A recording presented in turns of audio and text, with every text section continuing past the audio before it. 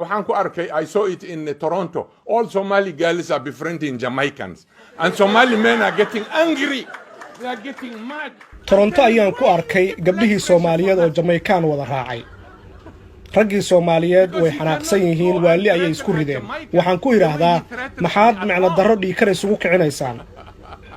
Sababtoo ah Jamaicanka waxba kama qaadi karaan oo uguma hanjabi karaan sideena oo kale markii aan wadankii joognay. You see the reality. Why Somali anaga dad geesi baan nahay we are Jamaican, why can't we stop them? Why don't we stop the Jamaicans from our girls? Waad aragtaa xaqiiqda jirta Soomaha. Maxaad Jamaicanka u joojin weyseen? Maxaad Jamaicanka gabdhaheena uga celin weyseen? There is this cultural belief that a Jareer or a Madiban or Gaboye, he cannot marry the other Somali group. Why? Waxaa jirta caqiida dhaqameed oranaysa Jareer, Madiban ama Gaboye ma guursan karaan Soomaalida kale. Maxay tahay sababtu?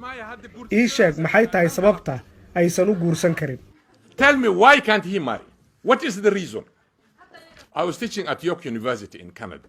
ورنا على عبودك يا قال لنا والله you know مذهب كلا الصع and I tell them welcome to the real world.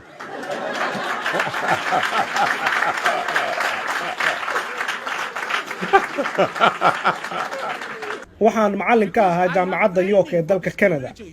waxaan arkay arday Soomaali oo ka cabanaysa cunsurinimo. waxaan ku yiraahdaa ku soo dhawaada dunida dhabta ah. sababtoo ah anigu waxaan qabaa tababar aad idinku isiiseen markii aan dalkii joogay. waxa aad ka cabanaysaan waxba iigama duwana jab doolsha. xitaa hal maalin oo kaliya weligay cunsuriyad kuma dareemin Canada. sababtoo ah idinka ayaa horay ii tababaray. I never felt even single day in Canada that I was discriminated. Never.